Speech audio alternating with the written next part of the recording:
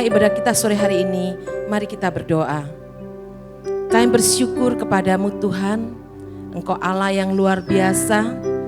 Hari ini kami siap memuji dan menyembah Engkau. Biarlah setiap pujian dan penyembahan kami benar-benar boleh menyukakan hati-Mu. Kami percaya sore hari ini ada hadirat-Mu di tengah-tengah kami. Ada kuasa-Mu yang bekerja untuk setiap kami. Dan kami semua umat-Mu diberkati Tuhan. Terima kasih Bapa.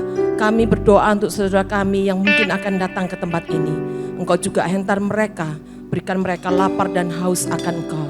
Bersekutu bersama kami, menikmati hadirat-Mu di tempat ini. Terima kasih Bapa yang baik.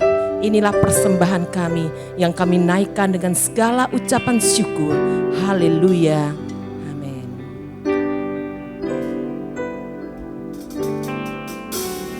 Hidup ini terasa indah bila kasih-Mu bersamaku, Tuhan. Tak mungkin ku rasakan takut menghadapi semua.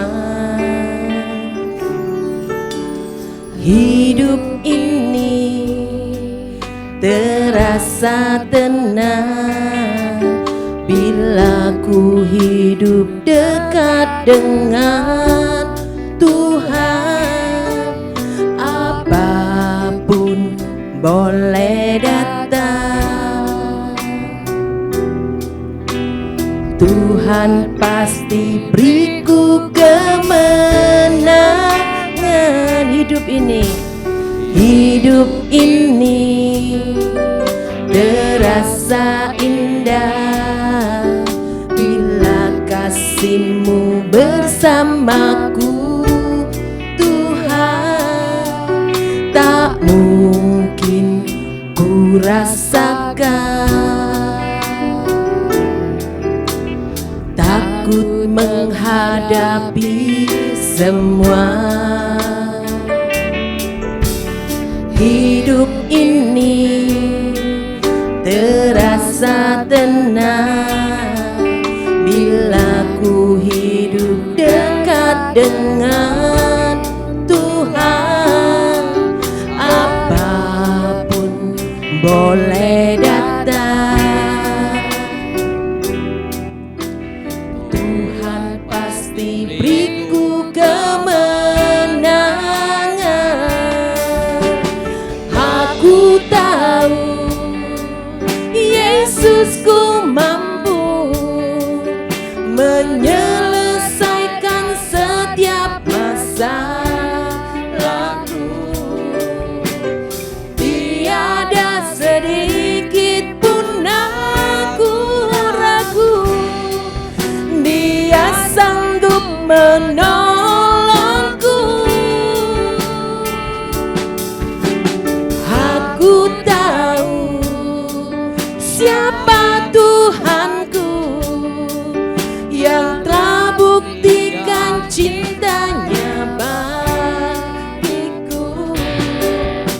Yesus tak pernah terlambat, tak pernah gagal menolongku. Haleluya. Terima kasih Tuhan.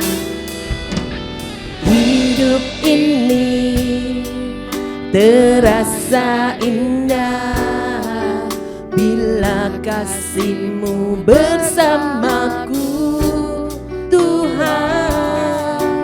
Tak mungkin ku rasakan takut menghadapi semua. Hidup ini menjadi sangat tenang. Hidup ini terasa tenang bila ku hidup dekat dengan Tuhan. Apapun boleh datang, Tuhan pasti beri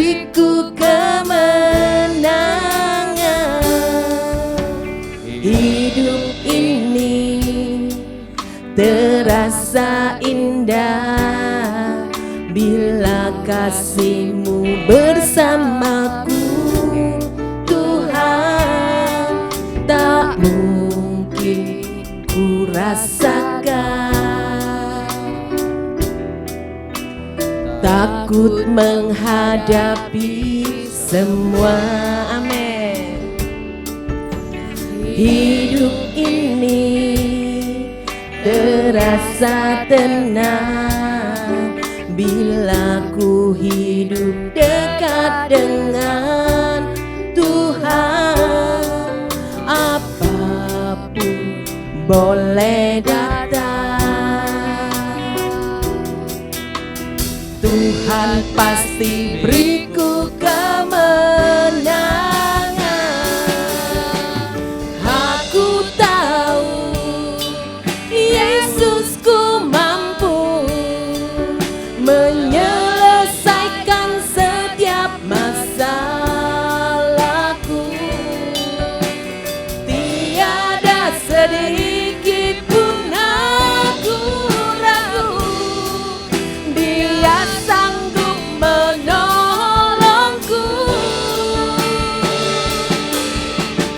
Aku tahu siapa Tuhanku yang telah buktikan cintanya bagiku. Yesus tak pernah terlambat, tak pernah gagal menolongku. Aku tahu Yesusku mampu. Aku tahu Yesusku mampu menyelesaikan setiap masalahku. Tiada sedikit pun aku ragu, Dia sanggup menolongku. Oh, Yesusku mampu. Aku tahu siapa Tuhanku yang telah buktikan cintanya bagiku. Yesus tak pernah terlambat, tak pernah gagal menolong. Oh, aku tahu Tuhanku Yesus Allah yang luar biasa.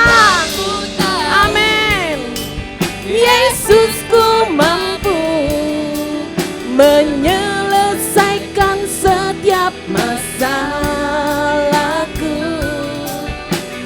Tiada sedikit pun aku ragu, Dia sanggup menolongku. Aku tahu siapa Tuhanku yang telah buktikan cintanya bagiku. Yesus tak pernah terlambat, tak pernah gagal menolongku. Yesus tak pernah terlambat, Yesus tak pernah terlambat, tak pernah gagal menolongku. Yesus tak pernah terlambat untuk menolong kita. Yesus tak pernah terlambat, tak pernah gagal menolongku. Haleluya. Sungguh kami bersyukur Tuhan buat kasih setia-Mu, buat segala kebaikan-Mu. Allah yang setia, Allah yang ajaib, Allah yang kami andalkan. Terpuji nama-Mu, oh syukur bagi-Mu, pujian bagi-Mu, kemuliaan bagi-Mu. Allah yang hebat,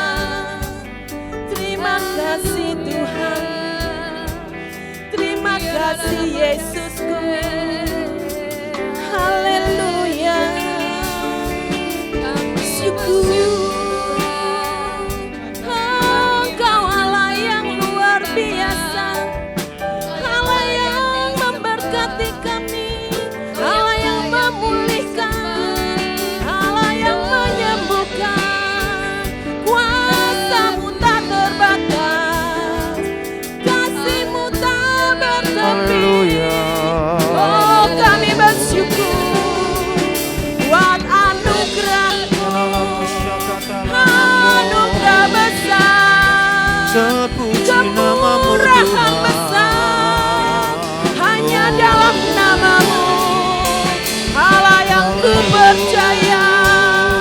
Namanya ajaib, namanya berkuasa, Yesus Kristus Tuhan. Haleluya.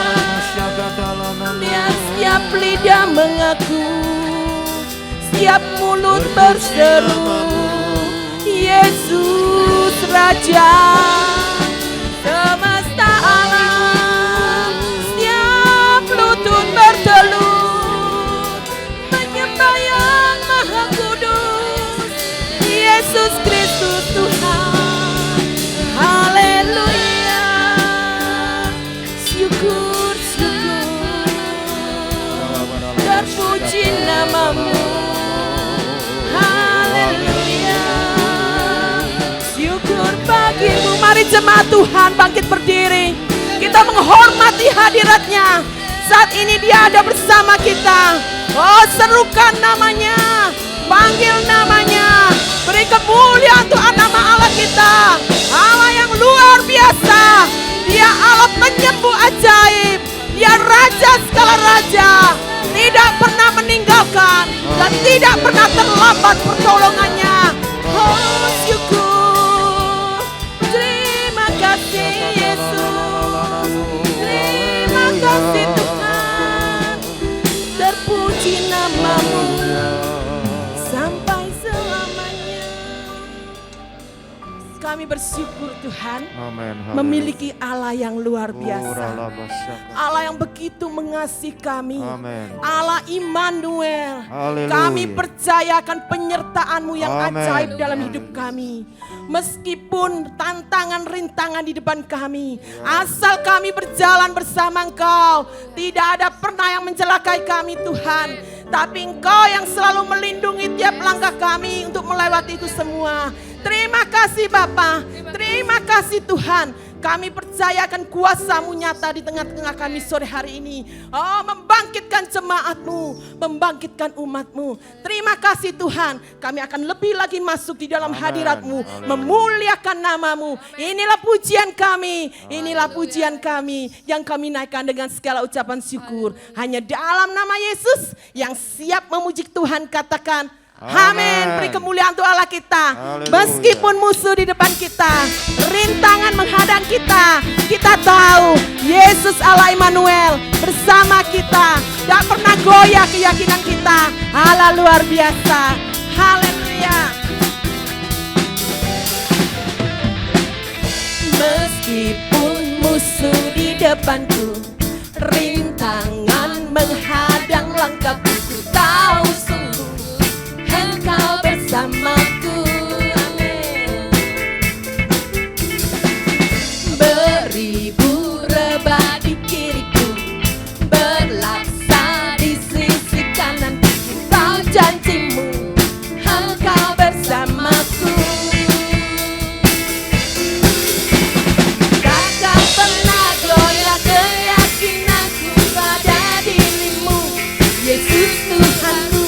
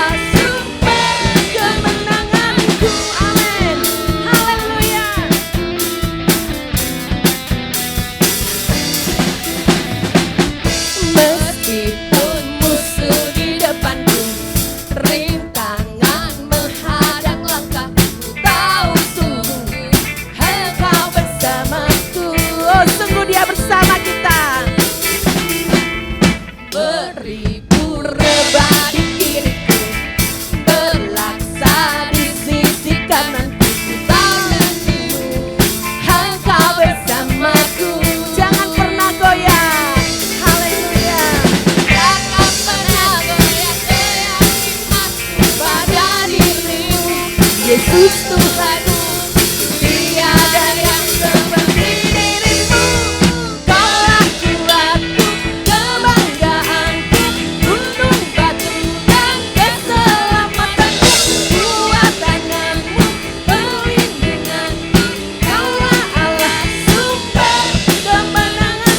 Kaulah kuatku, kebanggaanku, gunung batu dan keselamatanku.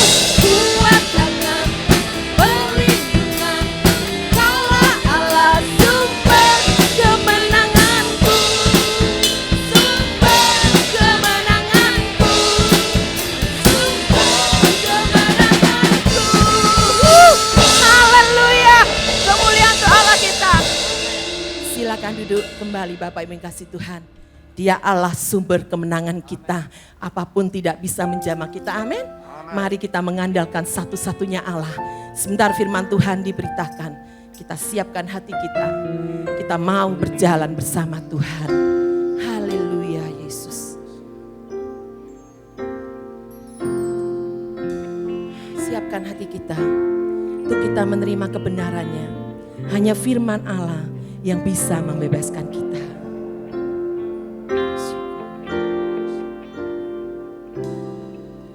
Engkau Tuhan yang setia, waktumu selalu yang terbaik.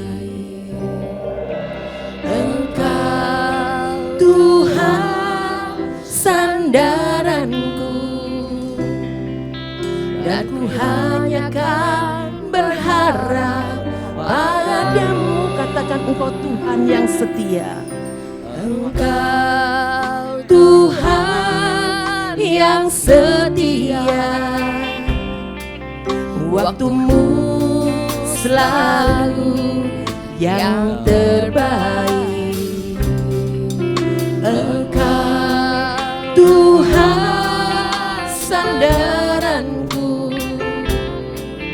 dan ku hanya kan berharap padamu. Satu-satunya yang ku andalkan, satu-satunya yang ku percaya. Engkau sumber kekuatan, sumber pengharapan, sumber kedamaian. Engkau satu-satunya Allah yang kami andalkan Tuhan. Satu-satunya yang ku andalkan. Mari kita bangkit berdiri. Kita hormati hadiratnya. Kita siapkan hati kita. Engkau Tuhan memberkati, Tuhan penyembuhku, Tuhan pemuhus. Satu-satunya yang ku andalkan hanya Engkau Yesus. Haleluya. Satu-satunya yang ku andalkan, satu-satunya yang ku percaya. Engkau sumber kekuatan, sumber pengharapan, sumber kedamaian. Satu-satunya yang ku andalkan, satu-satunya yang ku percaya. Engkau Tuhan memberkati, Tuhan penyembuhku, Tuhan pemulihku. Haleluya. Glory, glory, haleluya. Engkau Tuhan memberkati, Tuhan penyembuhku, Tuhan pemulihku. Engkau Tuhan memberkati, Tuhan penyembuhku. Pemuliku.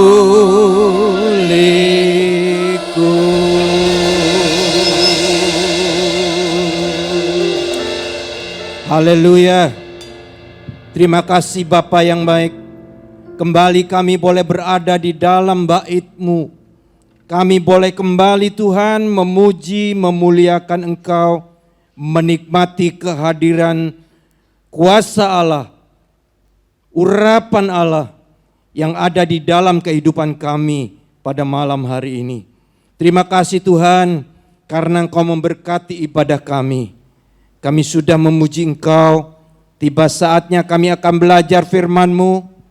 Urapi hamba-Mu Tuhan, pakai secara khusus pada sore hari ini, supaya hamba boleh menyampaikan firman-Mu dengan sederhana, dengan gamblang, supaya semua kami yang hadir di dalam ruang ibadah ini, maupun saudara-saudara kami yang ada di rumah, karena mungkin usia tidak mengizinkan berada di tempat ini, mereka boleh mengikuti ibadah online di rumah.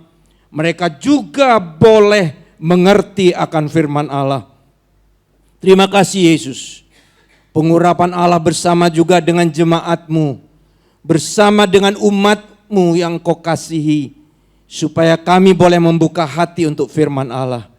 Berbicaralah secara khusus Tuhan, supaya kami boleh mengerti akan iman Kristen, kami boleh mengerti akan suara Tuhan, kami boleh mengerti akan kehendak Tuhan. Khususnya pada saat-saat ini, pada saat-saat kami sedang susah karena ada pandemi COVID-19 yang kami alami pada saat ini. Tuhan, apapun juga yang terjadi dalam kehidupan kami, jangan biarkan kami kehilangan sukacita, jangan biarkan kami kehilangan pengharapan. Kami terus berharap kepadamu, kami terus fokus pandang janji Tuhan, karena janji Tuhan itu selalu merencanakan yang baik di dalam kehidupan kami. Terima kasih Yesus untuk semua anugerah yang Kau berikan dalam kehidupan kami. Kami siap untuk menerima firman-Mu Tuhan. Engkau berbicara secara langsung kepada kami. Demi nama Tuhan Yesus Kristus, kami alaskan segala doa kami. Mari sama-sama kita katakan, amin. Tuhan Yesus memberkati. Silakan duduk Bapak Ibu yang diberkati Tuhan. Shalom. Selamat sore Bapak Ibu. Bagaimana kabar saudara? Luar biasa, baik, sehat. Saya berharap saudara datang dengan tubuh yang sehat, pulang saudara lebih sehat. Demikian juga saudara yang di rumah, ya tetap sehat, semakin sehat dan semakin semangat. Jangan kehilangan semangat Bapak Ibu. Walaupun banyak perkara di depan kita, ya, situasi sekitar kita membuat kita kehilangan sukacita, tetapi orang Kristen tetap punya sukacita karena Kristus ada di dalam kehidupan kita. Amin.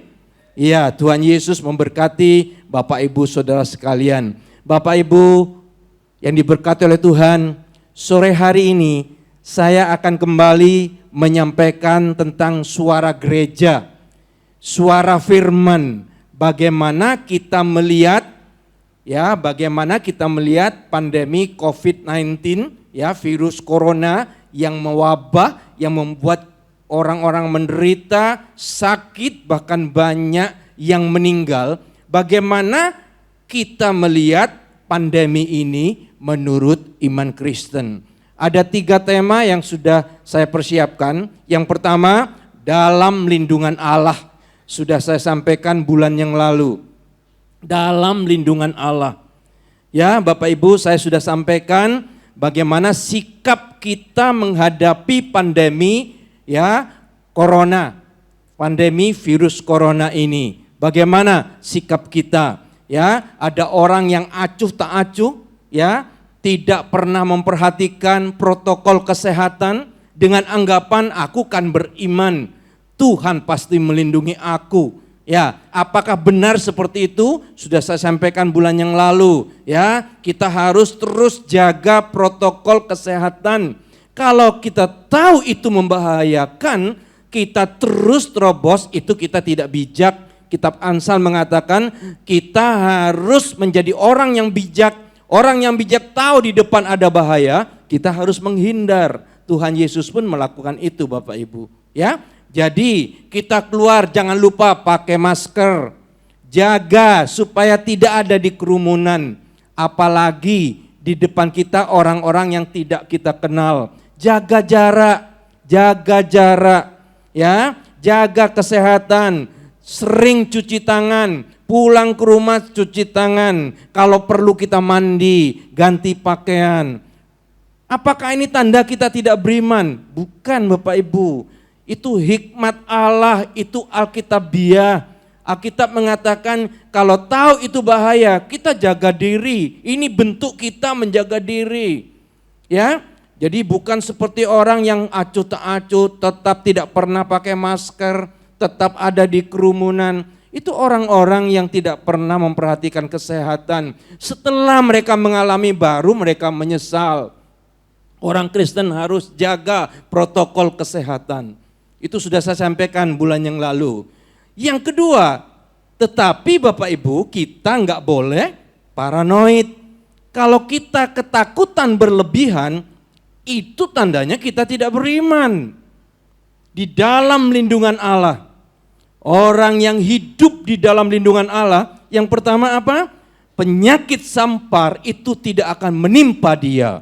Walaupun orang lain rebah di sisi kiri 1.000, di sisi kanan 1 laksa 10.000, itu tidak akan menimpa engkau kalau engkau ada di dalam lindungan Allah. Yang kedua, orang yang ada dalam lindungan Allah, penyakit itu, tulah itu tidak akan masuk ke dalam rumahmu.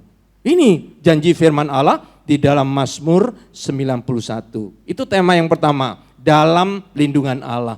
Tema yang kedua, hari ini saya sampaikan tema yang kedua, yaitu apa?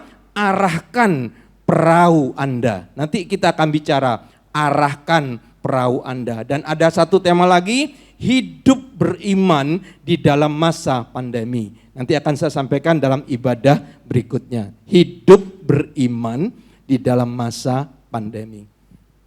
Ini harus kita dengar bersama supaya kita punya perspektif yang benar. Punya cara pandang yang benar menghadapi wabah yang saat ini kita hadapi bersama. Mari kita melihat ayat, ya, ayat yang menjadi dasar apa yang saya sampaikan sore hari ini, ya. Kita akan melihat di dalam Yohanes pasal yang ke-9 ayat pertama sampai ayat yang kelima, ya. Saya bacakan Bapak Ibu.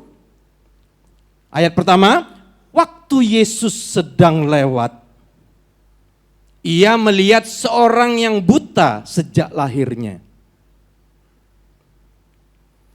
Murid-muridnya bertanya kepada Yesus, Rabi, Guru, siapa yang berbuat dosa?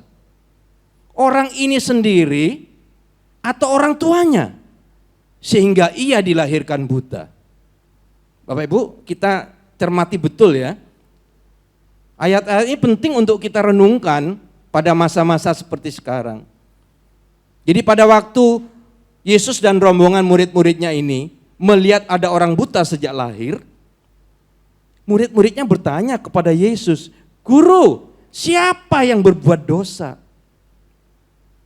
Dia yang buta ini atau orang tuanya? Sehingga dia menjadi buta. Sekarang Bapak Ibu, ini pertanyaan yang sering saudara lontarkan. Teman-teman saya juga sering bertanya seperti ini. Bahkan ada beberapa hamba Tuhan yang mengulas ya di dalam YouTube itu diulas. Bapak Ibu, makanya kita harus selektif Bapak Ibu, ya. Banyak hamba-hamba Tuhan yang menggunakan teologi dari agama lain masuk. Kita harus kembali kepada Alkitab. Alkitab itu sudah memberi jawaban. Ya. Makanya saya perlu sampaikan, saya ini tergelitik sekali Bapak Ibu, ada hamba Tuhan yang pakai teologi agama lain tentang virus corona ini. Alkitab tidak mengatakan seperti itu, makanya dengarkan sore hari ini. Ya, seringkali kita melihat kenapa kok corona terjadi? Apa orang Indonesia ini berdosa? Apakah seluruh dunia berdosa? Ya memang berdosa. Apa karena Tuhan menghukum? Nih, Murid-murid Yesus bertanya begitu. Sekarang lihat, coba lihat apa jawab Yesus. Jawab Yesus kepada murid-muridnya, bukan dia. Bukan orang itu. Juga bukan orang tuanya. Tetapi karena pekerjaan-pekerjaan Allah harus dinyatakan di dalam dia. Jadi jelas? Bukan karena dia, bukan karena orang tuanya. Tapi Tuhan punya rencana untuk memuliakan dia, memuliakan namanya, memuliakan Allah yang besar lewat kejadian ini, lewat orang yang buta tadi. Terus ada pesan bagus lagi ayat yang keempat. Jadi itu belum selesai, Yesus nyampaikan, kita harus mengerjakan pekerjaan dia yang mengutus aku. Selama masih siang, akan datang malam, di mana tidak ada seorang pun yang dapat bekerja. Bapak Ibu mengerti mengapa Tuhan Yesus mengatakan ini? Saudara-saudara yang terkasih, Yesus sampaikan ini maksudnya apa? Udahlah, nggak usah ngurus yang lain. Ada sesuatu yang penting, yaitu pekerjaan Allah yang diwariskan kepada kita, itu harus kita kerjakan. Jadi ada perkara yang lebih urgen untuk membicarakan siapa yang berdosa, siapa yang bersalah. Ada perkara yang penting. Mari kita bicara perkara yang penting, kita lakukan perkara yang penting. Begitu Yesus mengatakan demikian. Gak usah urus, gak usah mikir itu semua. Yang penting adalah pekerjaan dia yang mengutus aku, pekerjaan Allah yang maha besar, itu harus kita tuntaskan. Apa itu? Amanat agung. Bapak Ibu tahu bahwa amanat agung itu kunci terakhir Tuhan Yesus datang ke muka bumi. Amanat agung. Saya sudah sampaikan bulan Maret yang lalu bahwa pandemi corona ini adalah tanda-tanda awal, tapi itu bukan kesudahan. Sampar itu tanda-tanda awal. Apakah ini tanda-tanda kedatangan Tuhan? Iya, tapi tanda-tanda awal. Tanda-tanda akhirnya, kalau Yesus sudah didengar oleh seluruh bangsa. Injil kerajaan Allah sudah didengar oleh seluruh bangsa. Jadi tugas kita yang terpenting adalah amanat agung harus kita sampaikan. Sebagai umat Tuhan, sebagai murid Tuhan, sebagai anak Tuhan, kita harus berani sampaikan Kristus kepada banyak orang. Ini yang lebih penting. Ayat 5, selama aku di dalam dunia, akulah terang dunia. Ini ayat penting yang menjadi dasar dari apa yang saya sampaikan pada sore hari ini. Saudara terkasih, supaya lebih jelas, saya akan sampaikan suatu ilustrasi. Ilustrasi kehidupan. Kita belajar fisika sebentar. Anak-anak muda ini kayaknya terpisah dengan sendirinya ya. Sebagian besar anak muda ada di atas tuh. Ya. Herman anak muda itu ada di atas. Yang tua-tua ada di bawah. Ya. Terpisah dengan sendirinya. Ya. Ya, anak-anak muda mungkin ada yang masih SMA sekarang. Atau sudah lulus SMA. Kalau saudara SMA IPA pasti pernah belajar tentang vektor. Vektor itu besaran yang punya arah. Saya akan jelaskan sebentar, tapi saya nggak ngajari vektor Bapak Ibu. Saya ngajari ilustrasi kehidupan. Begini Bapak Ibu, ayo dengarkan, saya ngajar sebentar.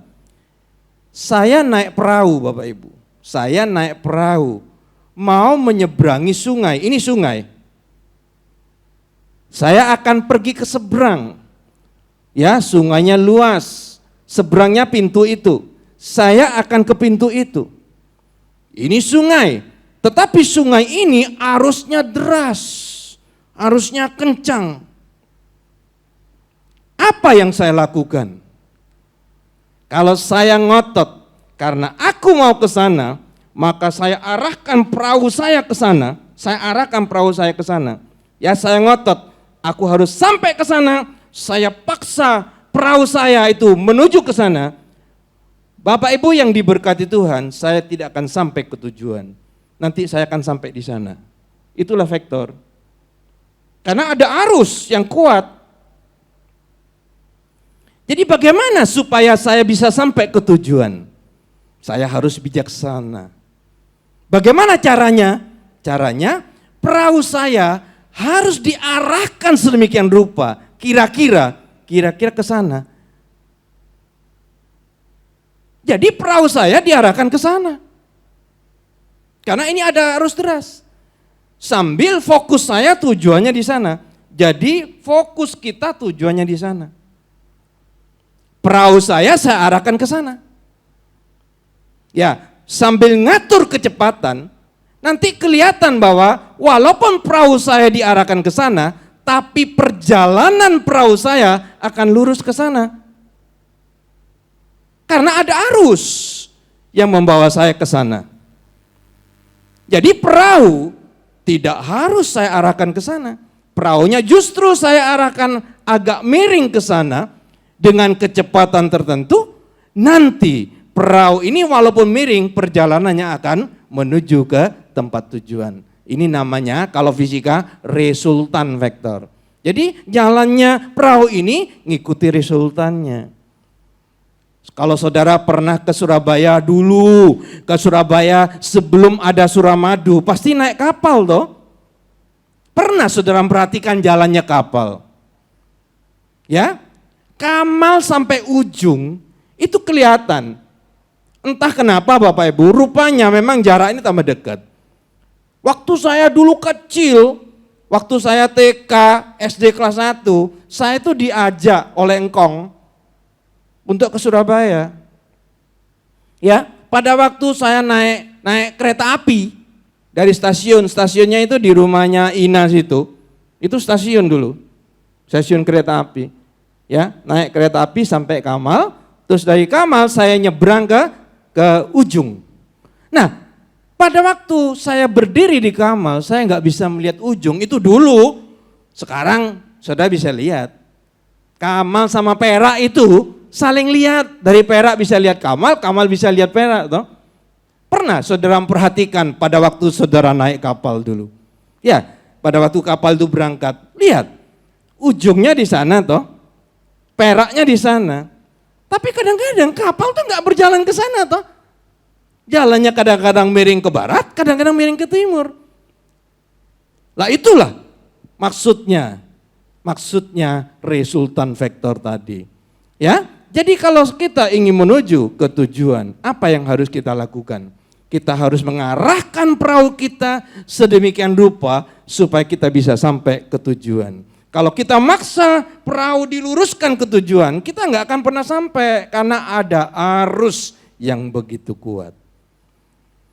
Bapak Ibu yang diberkati Tuhan, bukankah ini yang terjadi pada saat ini?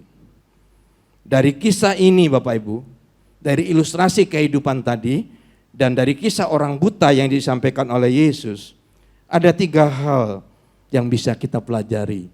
Yang pertama, dengar Bapak Ibu, kita tidak bisa mengubah arus. Kita tidak bisa mengubah arah arus. Jadi arus di sungai yang deras itu sudah ada. Itu sudah ada. Kita nggak bisa ngubah arah itu. Yang bisa kita lakukan adalah kita mengarahkan perahu kita gitu loh. Perahu hidup kita. Sungai yang berarus itu sudah ada. Kita nggak bisa ngubah. Karena itu nggak usah tanya, kenapa ya ada arus? Nggak usah tanya, arus itu sudah ada di sungai itu. Kita nggak perlu membelokkan arah arus itu. Kita nggak perlu bertanya kenapa ada arus ini. Makanya saya mendorong Bapak Ibu jemaat GBI Bangkalan, gak usah tanya kenapa ada corona. Kita tidak perlu menyalahkan siapapun. Sebab kalau ditarik-tarik ya bisa saja, tapi itu benar apa tidak nggak tahu. Amerika menyalahkan Cina, Cina menyalahkan Amerika. Katanya virus itu dari Amerika dibawa oleh atlet ke Wuhan. Tapi Cina juga salah. Karena sebenarnya dokter di Wuhan itu bulan Desember sudah memberitahu, sudah membuat warning, tapi pemerintah masih abai. Enggak perlu mikirkan itu. Gak usah mikirkan arah arus. Kita nggak bisa mengubah arah arus itu. Kita juga tidak perlu mereka-reka. Kenapa ada virus corona? Oh itu senjata biologis. Oh itu buatan manusia. Nggak perlu Bapak Ibu. Nanti lama-lama bisa hoax.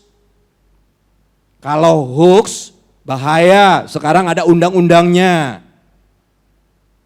Kalau saudara terima, kan bukankah di grup kita seringkali ada berita-berita menakutkan, di-delete aja. Kalau sudah mau baca silakan baca. Kalau saya agak menakutkan nggak usah saya baca, saya ngerti tentang corona. Kalau sudah mau baca silakan. Tapi pesan saya, jangan kirimkan kepada teman saudara. Sudah delete aja. Sebab bisa-bisa yang kita sampaikan itu hoax. Ya, tidak perlu bertanya, tidak perlu menyalahkan, tidak perlu mereka-reka. Lihat jawaban Yesus tadi kepada murid-muridnya. Jangan tanya dosa siapa, kan gitu kira-kira. Jangan tanya dosa siapa. Bukan dia yang berdosa, bukan orang tuanya yang berdosa, tapi Tuhan punya maksud. Jadi mulai sekarang kita pikir, kenapa kita mengalami pandemi? Pandemi ini betul-betul mengubah tatanan kehidupan manusia di muka bumi. Termasuk saudara tuh, berubah. Kita nggak seperti dulu lagi. Kenapa kok seperti ini? Jawab aja, karena Tuhan punya maksud. Tuhan punya maksud, bukan karena dosa siapa, tapi Tuhan punya maksud. Apalagi saudara menyalahkan Tuhan. Kalau Tuhan tuh mengasihi umatnya, kenapa ini bisa terjadi? Jangan menyalahkan Tuhan. Kita lihat ya. Roma 8 ayat 28 mengatakan begini. Ya, saya tidak baca semua, itu saya kasih titik-titik di depan dan titik-titik di belakang saya potong. Ya, saya mulai Allah turut bekerja. Itu saya garis bawahi. Allah turut bekerja dalam segala sesuatu untuk mendatangkan kebaikan bagi mereka yang mengasihi Dia dan seterusnya. Turut bekerja itu dalam bahasa aslinya terjemahan bebas itu dikatakan Allah menggunakan. Allah menggunakan segala sesuatu. Jadi Allah menggunakan pandemi corona ini untuk mendatangkan kebaikan kepada saudara. Amin. Iya. Jadi jangan dilihat sakit, menderita, kematian. Tapi Allah punya maksud kebaikan. Allah memakai itu. Allah memakai peristiwa pandemi corona ini untuk mengajar sesuatu kepada kita. Ya, jadi bahasa aslinya Allah menggunakan segala sesuatu untuk mengajar kita sehingga mendatangkan kebaikan kepada kita. Jelas. Allah menggunakan. Jadi Allah pakai itu, pakai penderitaan virus corona ini untuk mendatangkan kebaikan bagi kita. Allah pakai.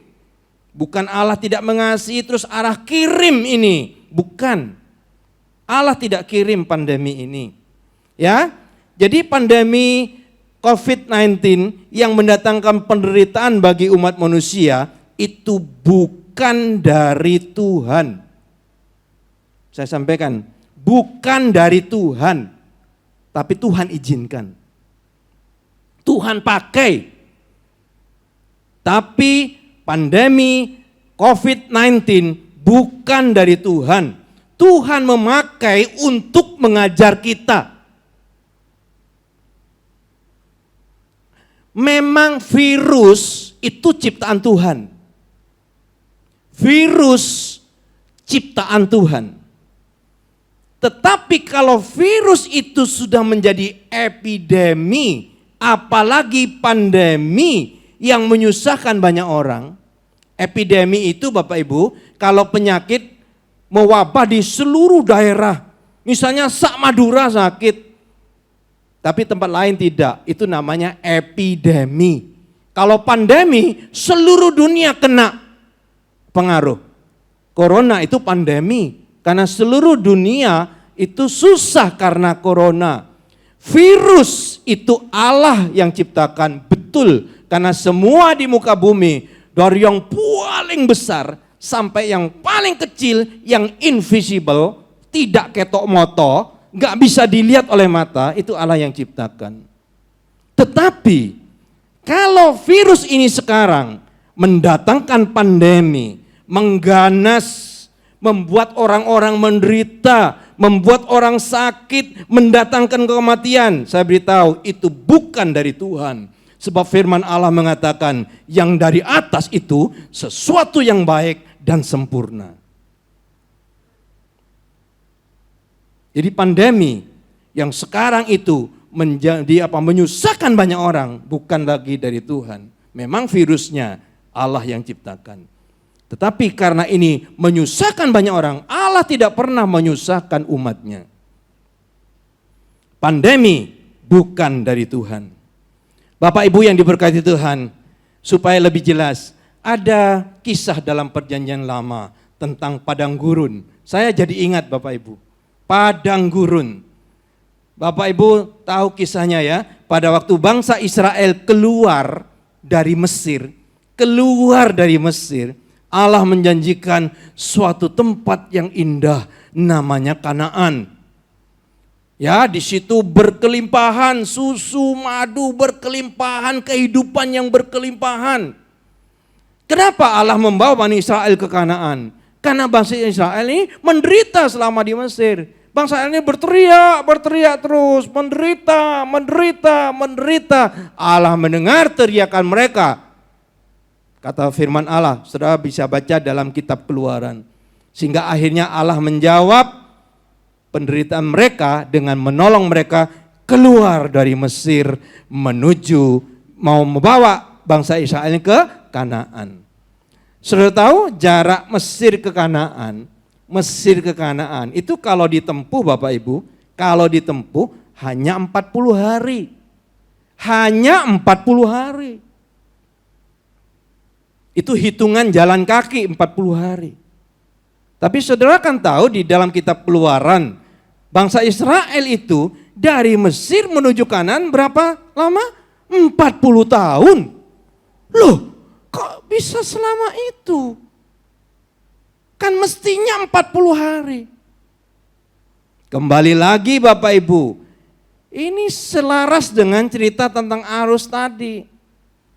Karena Allah menuntun bangsa Israel keluar dari Mesir menuju Kanaan tidak lurus begini.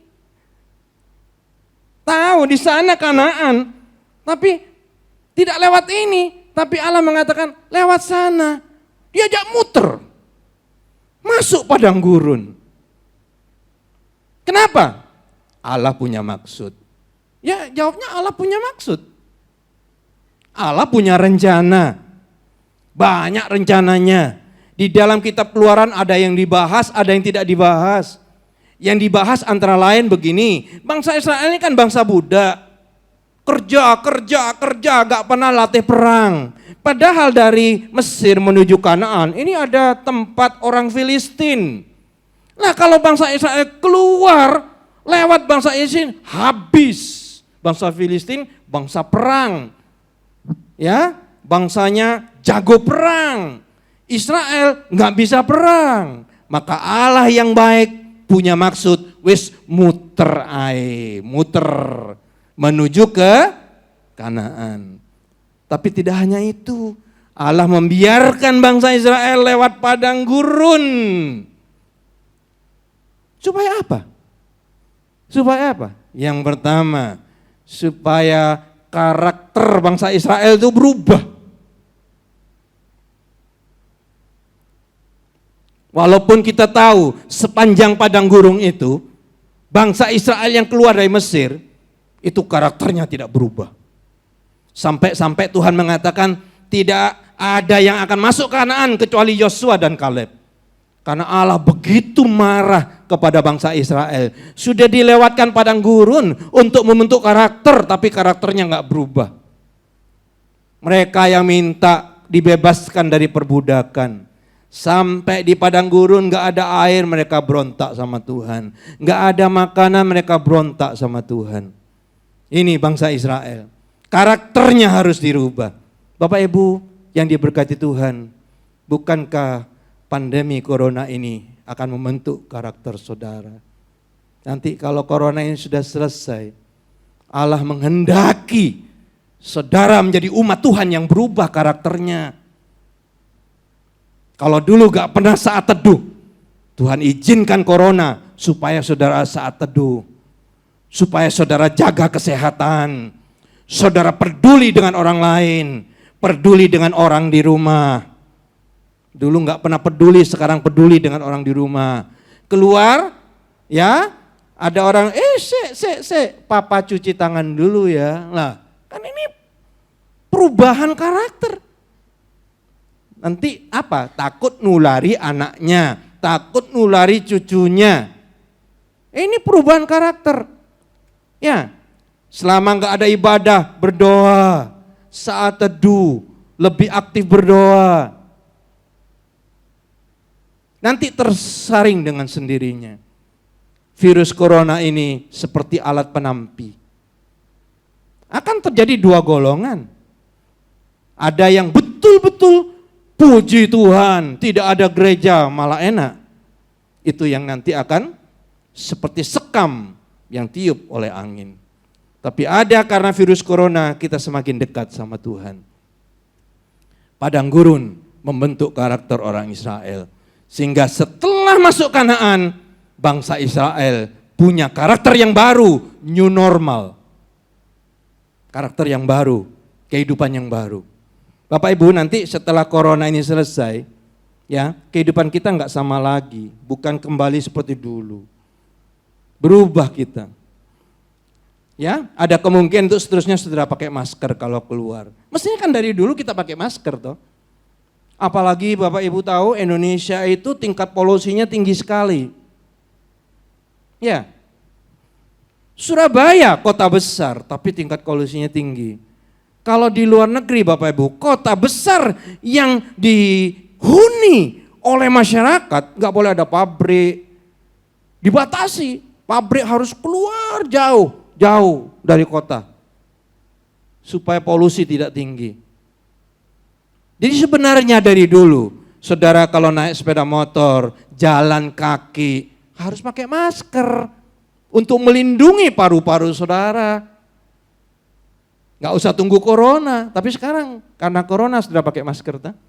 Nanti ya setelah corona usai, ya saya percaya kebiasaan ini akan terus kita pakai. Bagus toh, kita sering cuci tangan, bagus.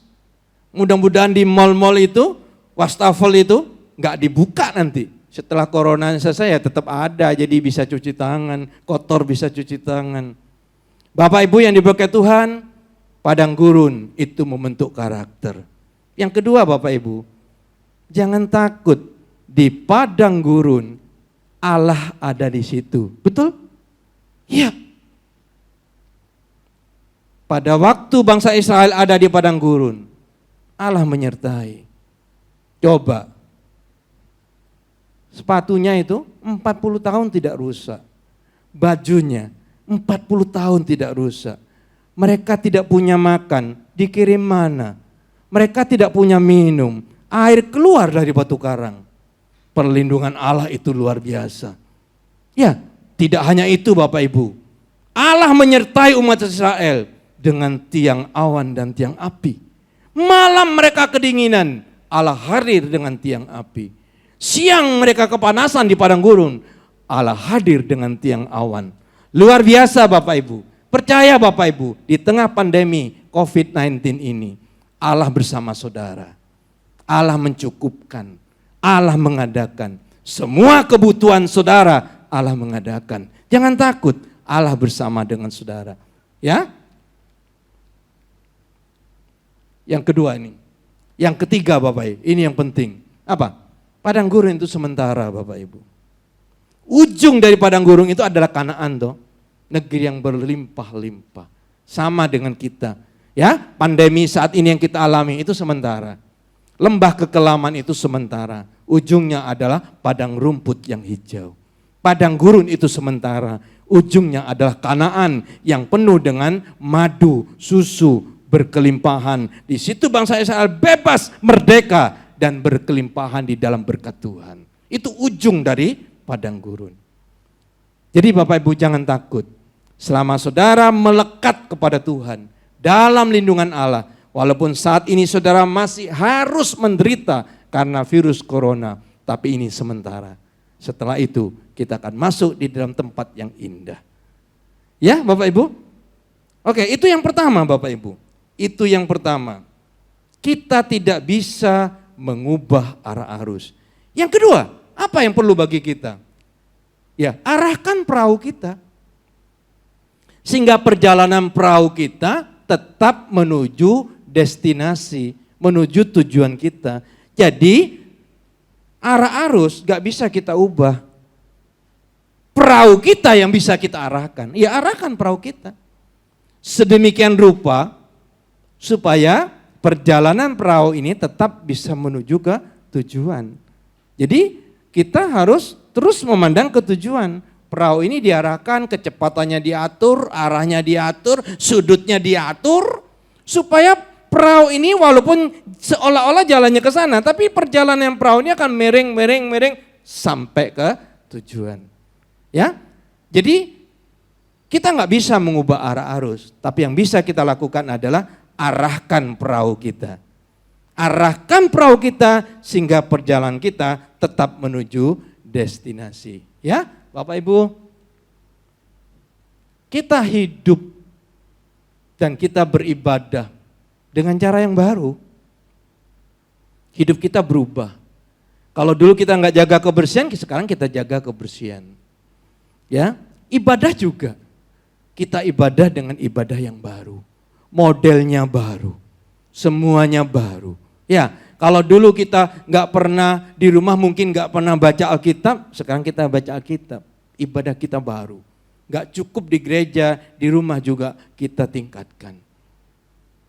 Ya, arahkan perahu kita karena kita punya tujuan Yerusalem baru. Berikutnya, kita tetap fokus pada janji Tuhan karena janji Tuhan itu pasti baik. Kalau mata kita tidak tertuju kepada janji Tuhan, kita akan apa? Perahu kita akan melenceng dan kita tidak akan sampai kepada tujuan. Rencana Tuhan itu pasti baik.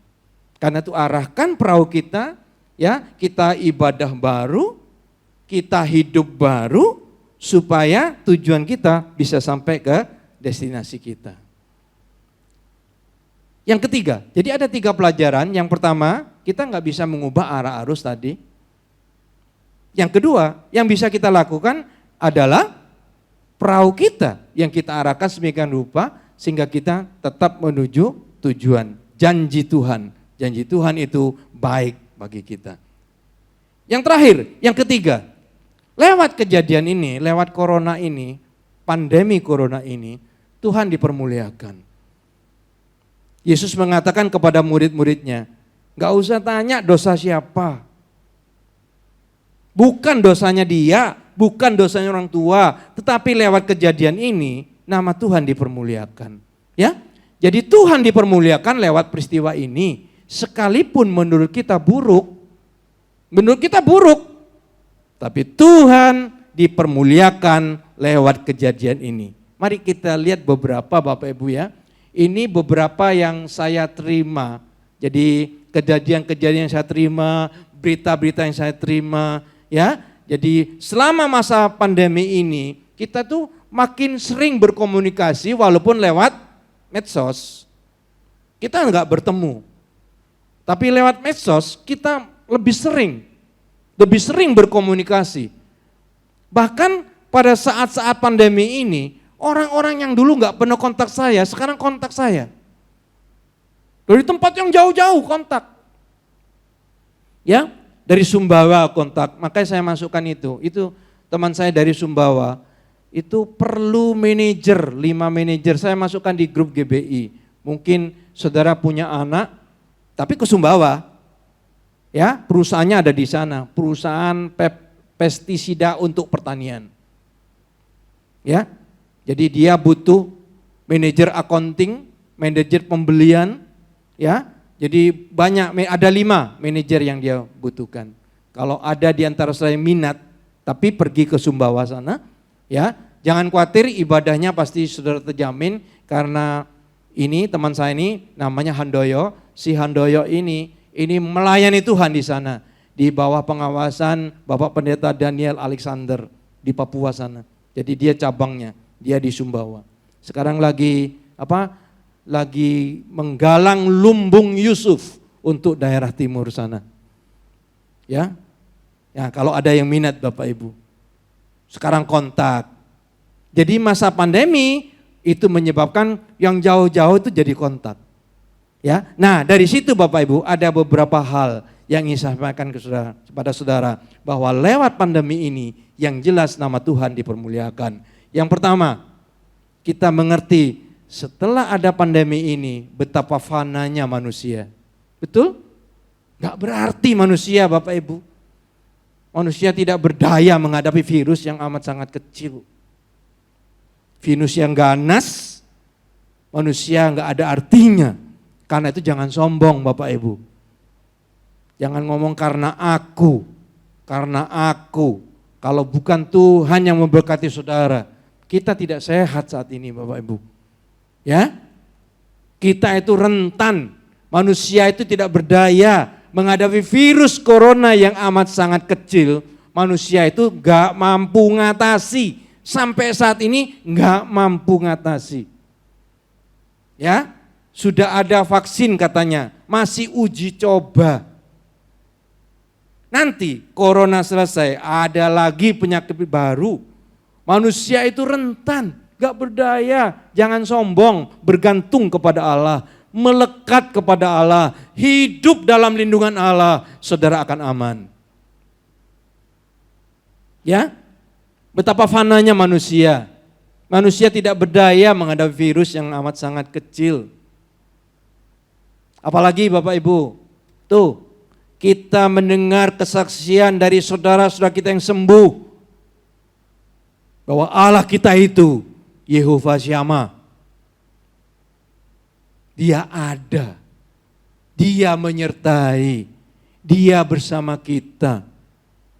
Mereka yang menderita, ya bayangkan dia kesepian, gak bisa bertemu keluarga, ada di rumah sakit sendirian, tapi dia bisa memuji Tuhan. Dia selalu mengatakan Tuhan itu baik. Karena apa? Karena saudara-saudara kita yang menderita ini merasakan bahwa hanya Yehova yang bersama dengan dia. Karena keluarganya kan gak bisa datang. Hanya Yehova yang bersama dengan dia.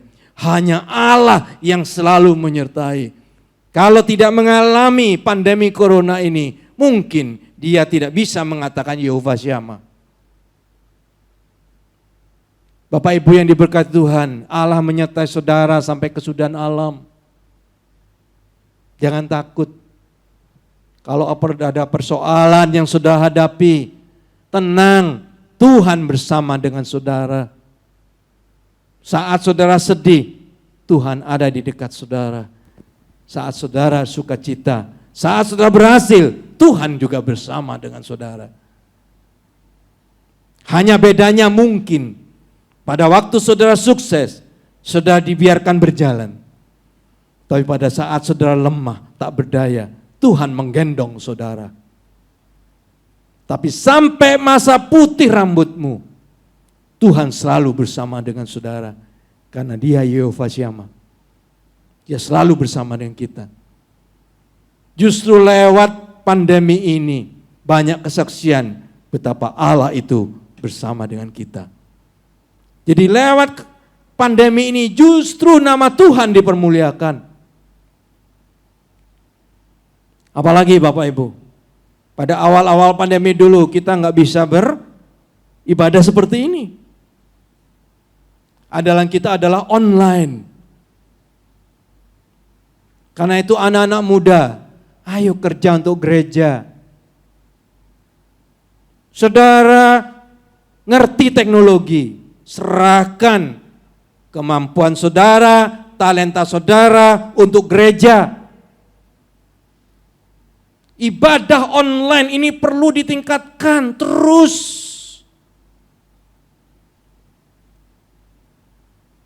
Gereja harus maju.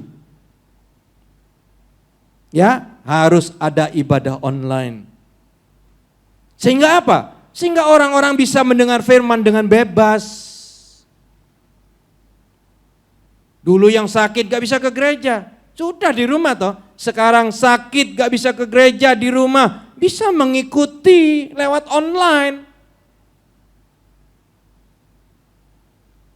Justru mata gereja itu terbuka pada saat pandemi corona ini. Dari dulu jarang Bapak Ibu, jarang. Ya memang ada hamba-hamba Tuhan yang getol, ya ngisi renungan pagi, ya sukacita surgawi itu lewat YouTube. Tapi berapa? Sedikit. Tapi setelah ada corona ini, hampir semua gereja punya ibadah online. Bagus toh? Justru lewat kejadian ini, ada cara baru.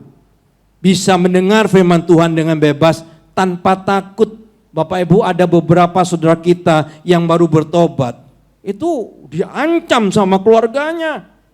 Gak bisa lagi mendengar firman. Tapi dengan adanya ibadah online, dia dengan diam-diam bisa mengikuti ibadah di rumah dalam keadaan terancam.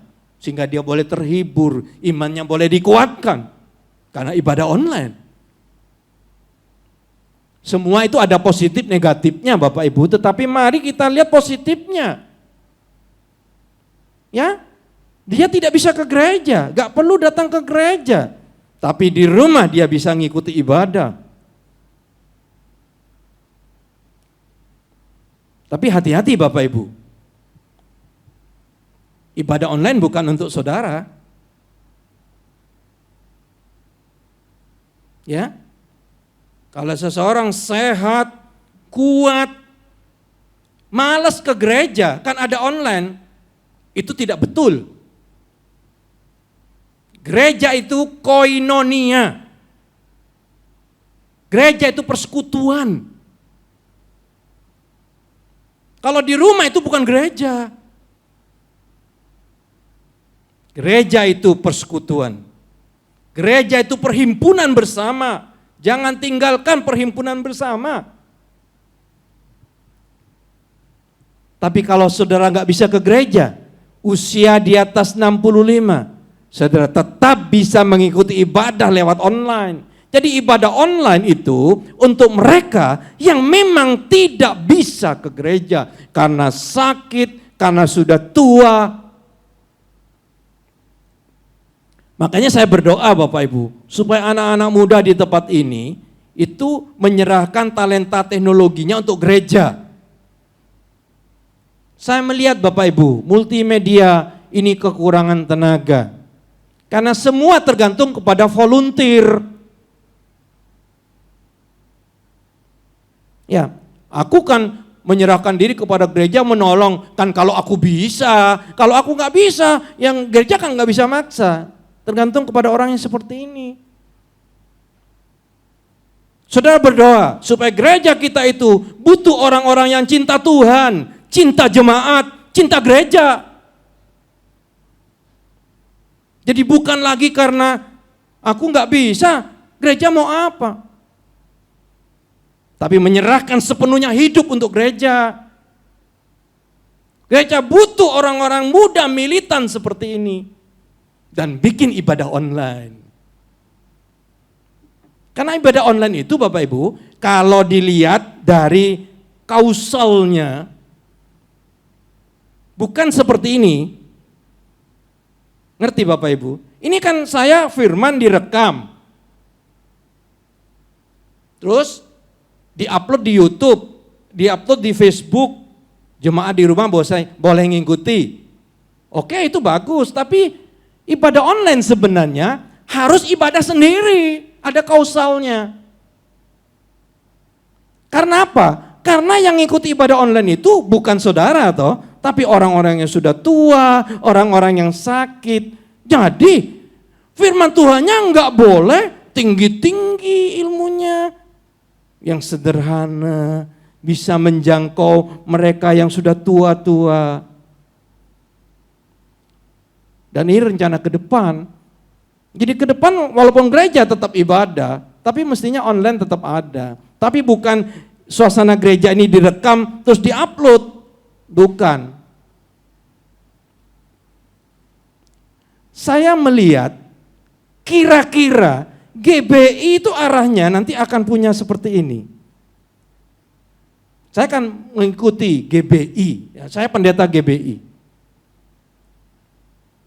Ya, ada beberapa tokoh yang mulai merancang. Nah, nanti kausal yang saya ngomong itu akan bentuk menjadi sebuah aturan. Ini loh kalau ibadah online itu seperti ini gitu.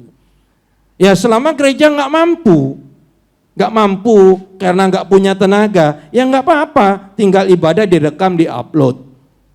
Tapi kalau gereja mampu, seharusnya ada hamba Tuhan yang beda, karena ibadah online itu kan tidak diikuti oleh mereka yang sedang sehat, malah malas ke gereja, nggak diberkati pasti.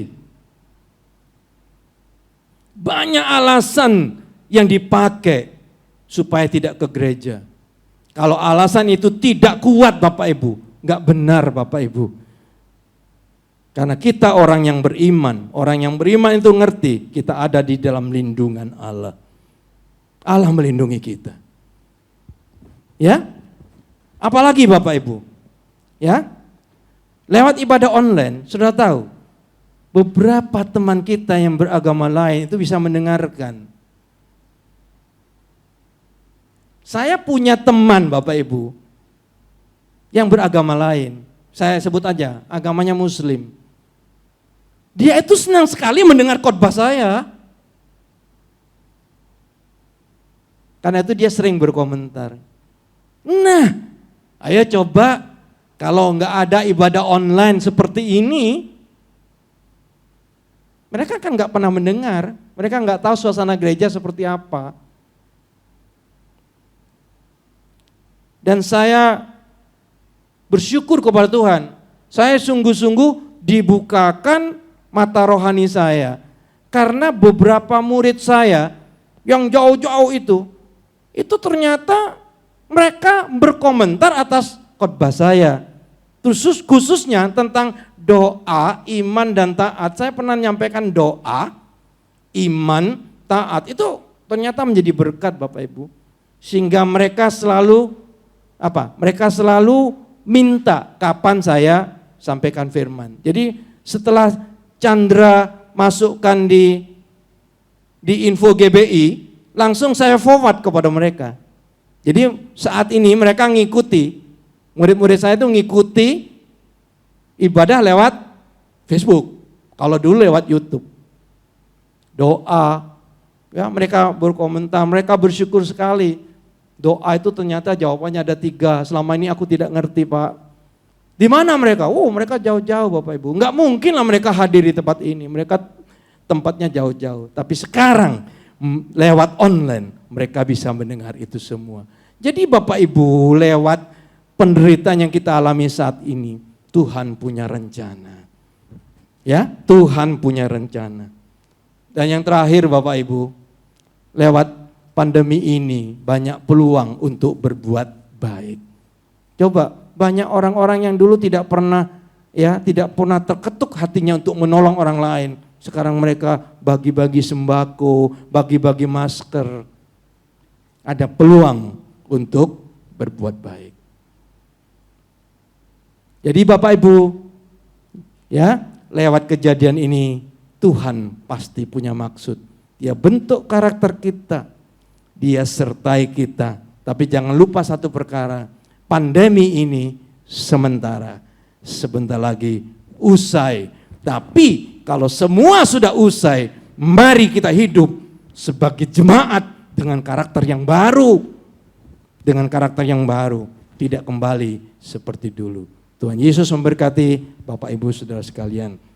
Ya, mari song leader. Kita menyanyikan lagu pertama tadi. Yang dinyanyikan Endang pertama.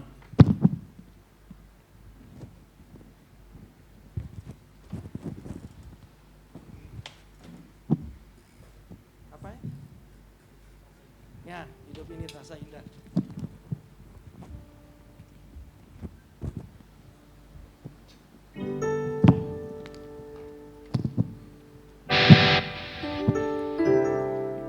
Saya serahkan kepada song leader. Ya. Hidup ini terasa indah bila Kasih-Mu bersamamu Tuhan, tak mungkin ku rasakan. takut menghadapi semua. Hidup ini terasa tenang bila ku hidup dekat dengan Tuhan. Apapun boleh datang, Tuhan pasti beriku kemenangan. Aku tahu Yesusku mampu menyelesaikan setiap masalahku. Tiada sedikit pun aku ragu, Dia sanggup menolongku. Amin, haleluya. Aku tahu siapa Tuhanku, yang telah buktikan cintanya bagiku. Yesus tak pernah terlambat. Saya mengundang setiap jemaat bisa bangkit berdiri sama-sama. Buka hati kita sungguh-sungguh. Amin, amin, amin. Aku tahu Yesusku mampu menyelesaikan setiap masalah. Terima kasih Tuhan untuk kebaikan Tuhan, anugerah Tuhan. Kau sanggup menyelesaikan setiap persoalan masalah kami. Tidak ada yang sulit bagi Tuhan. Kemenangan besar pasti jadi milik kami. Amin, haleluya. Aku tahu siapa Tuhanku, yang telah buktikan cintanya bagi. Terima kasih untuk kebaikan Tuhan, untuk kasih Tuhan. Haleluya.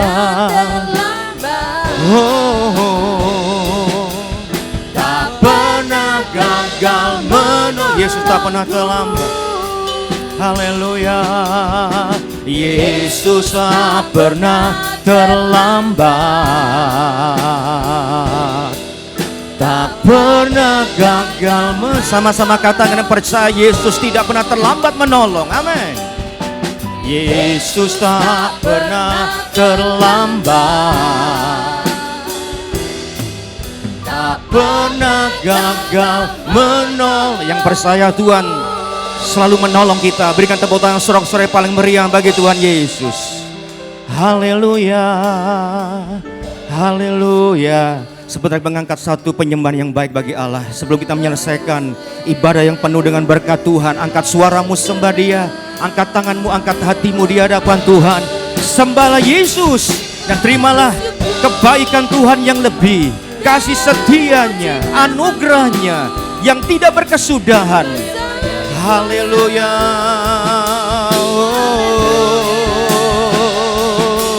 Haleluya, sembahlah Dia. Terimalah anugerahnya, kasih setianya.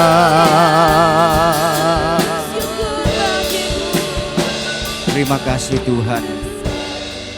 Terima kasih Bapak Surgawi untuk sore yang penuh dengan berkat Tuhan. Kami terima firman Tuhan dengan penuh ucapan syukur. Berkati hamba-Mu Pendeta Yonatan, pakai urapi dengan lebih dahsyat. Berkati istri, keluarganya, anak cucunya diberkati Tuhan.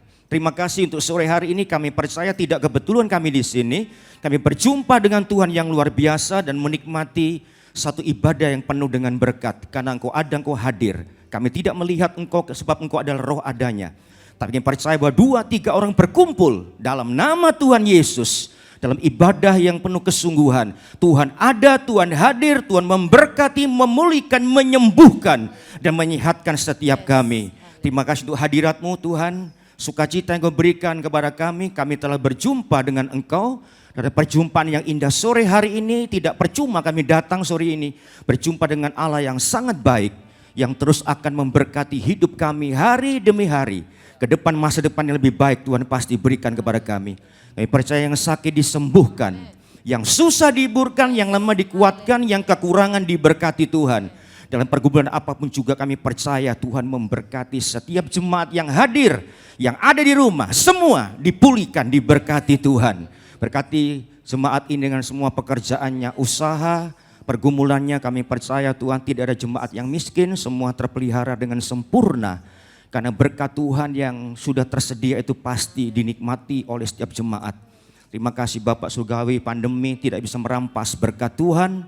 Justru lewat COVID ini Tuhan, masalah ini kami percaya keajaiban berkat Tuhan makin melimpah atas setiap jemaat. Sehingga apapun yang mereka lakukan pasti diberkati Tuhan. Berkati pelayan Tuhan, hamba Tuhan, pelayan Tuhan yang luar biasa, para volunteer, aktivis gereja. Tuhan, para full timer, Tuhan memberkati mereka semua untuk terus memberikan pelayan terbaik bagi Tuhan. Karena jeripaya kami dalam Tuhan tidak pernah sia-sia. Terima kasih Tuhan untuk sore hari ini kami berdoa untuk bangsa negara kami. Berkati Tuhan pemerintahan kami, Presiden Jokowi, berikan gagasan, ide dan solusi yang luar biasa. Sehingga boleh membawa Indonesia keluar dari krisis ini, dari persoalan, dari dampak yang buruk ini. Kami percaya lewat doa kami, Presiden kami akan diberkati dengan luar biasa, dengan jajarannya. Juga berdoa siap jemaat sebentar akan pulang nanti memberikan persembahan bagi pekerjaan Tuhan. Kami percaya Tuhan berkat yang luar biasa mengalir untuk setiap jemaat ini karena mereka suka memberi kepada Tuhan dan kepada orang-orang yang membutuhkan pertolongan mereka. Sebentar kami pulang dengan berkat yang luar biasa sepanjang minggu ke depan. Kami menikmati berkat-berkat yang ajaib. Angkat tanganmu tinggi-tinggi saudara. Buka hatimu dengan lebar. Bukan kebiasaan tapi sebuah keyakinan bahwa Tuhan pasti memberkati kita. Dan seperti imanmu itu terjadi. Angkat tanganmu tinggi-tinggi, buka hatimu lebar-lebar. Dan sekarang saudara terimalah berkat dan karunia yang besar dari Allah Bapa. Kasih cintanya Tuhan Yesus Kristus.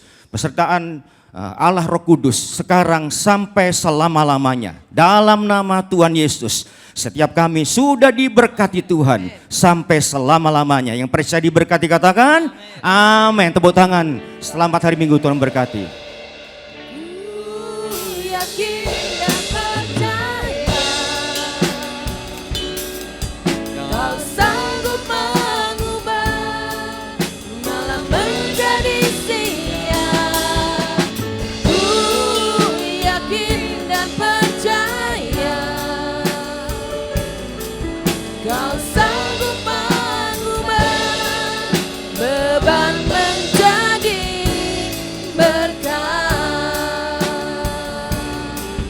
Kau sanggup mengubah malam menjadi siang. Kau sanggup mengubah beban menjadi berkat. Selamat malam, Tuhan Yesus memberkati kita semua.